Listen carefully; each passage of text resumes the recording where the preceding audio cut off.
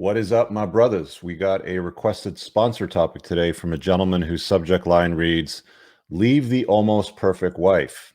Let's dive right into this. I'll throw it up on the screen and we'll see what he's got to say. He says, so let me back up. I've made pretty much every mistake you can make as a man. At 17, I knocked up a girl, married her, and had another kid. So 2 kids before he's 20, it seems, only to have her leave me 4 years later while I'm in Afghanistan.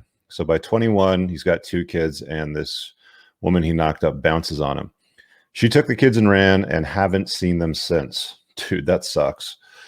That was in 2011. So 7 to 8 months later, he gets one-itis and marries his current wife. I'm assuming this is the almost perfect wife, as he suggests in the subject line. So he's now 32, and since I was 18, I've had about 8 months of me time. All right, so this guy's made a bunch of classic mistakes. Let's keep going. He says, now to my problem. I've been with my wife for 9 years. We have 2 boys together. She's been on my side through thick and thin. All right, you got a ride or die check, or this is what we're suggesting anyway. On paper, she's basically the perfect wife. Smoking hot, worships the ground I walk on. We have sex whenever I want, etc., etc. But, here's the but. Here's the problem. I've been trying to better myself the last few months, going to the gym, eating better, reading more, enrolled in college for my BS and IT, and I feel like she's weighing me down. Since we got together, her mom has always lived, well, that's your first mistake. Her mom has always lived with us. I know there's some, cultural reasons, and I've had a bunch of requests on this, in the past, and people calling in on the before the train wreck, where, where family living with you might make sense, or it happens because of cultural reasons. I get that, and maybe there's some use in raising the small children, especially if she's kind of like one of these higher income earners, like a professional that needs to go back to work to maintain her designation and her position. I'm not hearing that here so far, but let's see what else unfolds with this. I rented a house, they moved in, then their dad moved in. What? Why do you guys do this, man?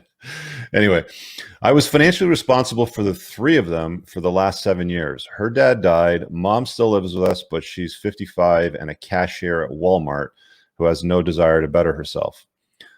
Why would she, dude? I mean, she's probably earning everything that she's doing at Walmart, spending it on herself, and then you're taking care of rent and everything else, right?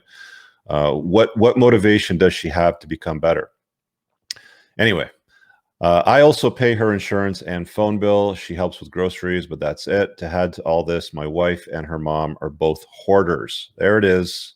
There's part of the but. We can't have company over because the state of our house is disgusting. I've thought about moving out, but all I'll have is my disability check from the VA. So money is tight, and if I moved out, I would have to continue to pay the mortgage. Hang on, you said that you rented a house and they moved in. Now you're talking about a mortgage. Did something change? Okay, anyway, it seems like he's in a position now where he's a homeowner. So he's talking about moving out of the house that he bought and continuing to pay the mortgage just to make sure his boys have a good roof over his head. So he's got 2 more kids minimum. He hasn't said how many children he had, but he's had 2 with the 17-year-old, or when he was 17. He's got 2 more now. The 2 he had when he was young, he doesn't see at all, it seems. And now he's considering moving out because they're slobs, because his wife and his wife's mom is a slob. Here's a pro tip, guys. Before you get involved with a woman on a long-term basis and wife her up or put a baby in her or any of those things, you got to kind of like think a little bit more with the bigger head instead of the guy downstairs. If you're dating her and you look at the state of her place when you're over and it looks like a colossal train wreck, she's a hoarder, there's a pile of dead cats in the corner. You've seen all this stuff on TV. Like, these situations are disgusting. They're absolutely gross. So if you're talking about that level of gross, why would you get married to her? Why would you put a baby in her? Why would you invite her into your life? Why would you invite her mother into your life? I'm assuming you're not a hoarder yourself, which is why you're raising this, these complaints. These are things that you could have prevented yourself by vetting properly. We don't have a time machine to put this man back. It looks like 9 years to make a better decision. So we're dealing with what we have right now. So let's look at some options, but that's as a aside and a heads up. It says, again, if I moved out, I'd have to continue to pay the mortgage just to make sure my boys have a good roof. My wife has gotten a bit better about cleaning, but not enough for me.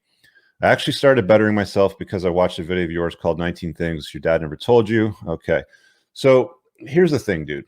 You don't really have much here for me to work on. It sounds like your income's limited. You haven't said whether or not your wife works or not. I'm assuming she's a stay-at-home mom, in which case, why the fuck isn't your house clean? Right? I mean, if she's like a homemaker, a stay-at-home mom that raises the children, part of that responsibility is taking care of the household. You go out and, get the bacon, she cooks it up, sort of thing. And part of that involves keeping a tidy and orderly home. That's on you. So the first thing I would do is I would try to enforce boundaries, which is going to be difficult because she's not used to that. And she has the full force of family law behind her at this point. So if you decide to untie the knot or try to enforce boundaries and she doesn't like it, and you're calling her the perfect wife right now, but hey, hell hath no fury like a woman scorned. So if she decides that the way you're behaving or the new boundaries that you set or the new expectations that you're setting on her infringe on her rights, her rights as a modern woman today, sort of thing, which you're going to run across with a lot of women, you're going to have to deal with the untying of the knot and family law, dropping the hammer on you. So first thing you want to do is be like, look around and see, like, look at the state of this house. Okay. I can't have friends over. We can't have family over. It looks like a colossal train wreck. There's garbage over here. There's garbage over there. There's a kitty litter over here. There's a pile of dead cats over there. Start pointing to facts. The first thing that, I often hear when I talk about these things, you're misogynist. No, pointing to facts is not misogyny. It's, I've paid for this house, or I'm paying for this house. I'm paying for the mortgage, this roof over our heads, and look around at this junk pile. We can't live in this state. We can't raise our children in this state. We can't have people over. Raise your grievances. There's absolutely nothing wrong with that, and try to enforce those boundaries. One of two things will happen. She'll toe the line because, as you say, she's completely in your frame. She's hot. She does everything that you want. What'd you say here? Basically the perfect wife is what you're saying, but she's not. She's far from that. She's smoking hot, worships the ground you walk on, has sex whenever I want, et cetera, et cetera. If she truthfully worships the ground that you walk on and you ask her to do something, she'll do it. A good woman will be a complement to your life. She won't destroy it. She won't be the focus. There's an old saying, a good woman makes your life easy and your Johnson hard. All right. If she's making your life hard because she can't keep a tidy and orderly home, that's on you to then make a decision. If she's not going to, follow, the rules and the boundaries that you set as far as standards in your household. If she's not going to follow the standards that, that you set, you're the man of the household, you're the head of the household, drop the hammer, let her know what's up, and then enforce consequences. And if that means untying the knot, then I would start planning for that. I have an entire playlist on my YouTube channel that gives you a ton of tips on how to untie the knot without, handing her the farm. The most important thing in that is making sure that the kids are in a position where custody is shared. The mother situation is going to be a bit of a train wreck because she's, of course, going to side with the daughter and the kids. You're going to be an awful asshole. There's going to be all these stories and narratives about what a prick you are and blah, blah, blah. You're going to have to prepare for that. You're going to have to prepare for a lot of stuff to untie this knot. This is something that comes up over and over again, not this specific question, but stuff like this where it's like enforce boundaries or take action, meaning untie the knot. I'm probably going to have to put out a course at some point with details on getting divorced like a boss so that you don't lose everything through family law, because there's certain things that you can do. Don't know where you live, what state you're in, what province you live in. Don't know how much she earns. Don't know the last time that she worked. Don't know if she works.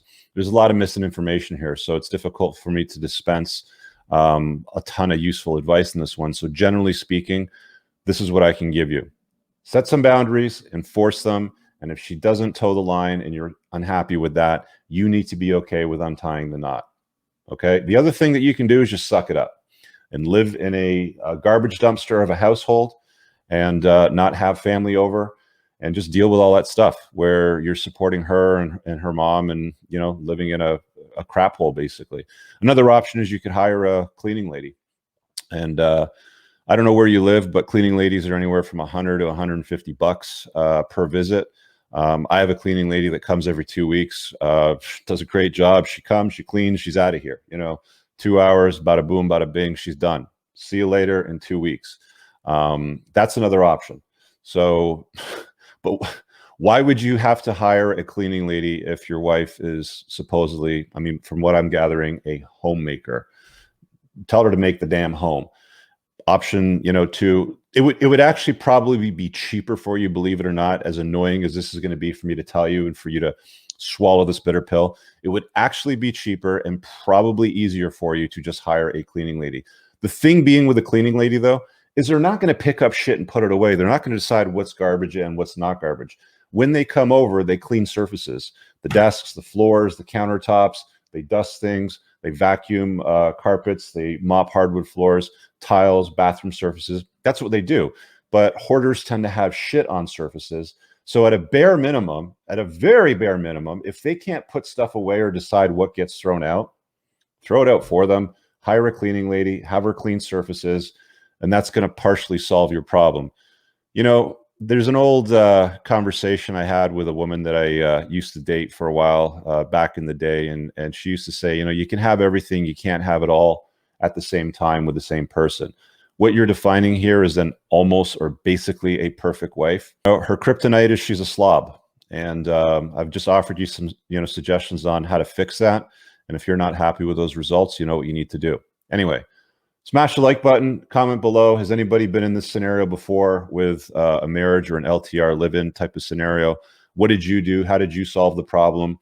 You guys are part of this growing community, so chime in and let this requester know what you think. And pinned in the top comments, there's a bunch of useful links. You want to join my community, book me for one-on-one coaching, take a look at requesting a sponsored topic like this. All those links are there, so take a look at it. And if you haven't grabbed my book, The Unplugged Alpha, just over my shoulder on the shelf, it's available on Amazon, Kindle, print, and Audible. I recorded it. It's a very useful read, helps guys set the frame properly in their mind so they can update their beliefs to get better results out of life. See you guys in the next video. Peace.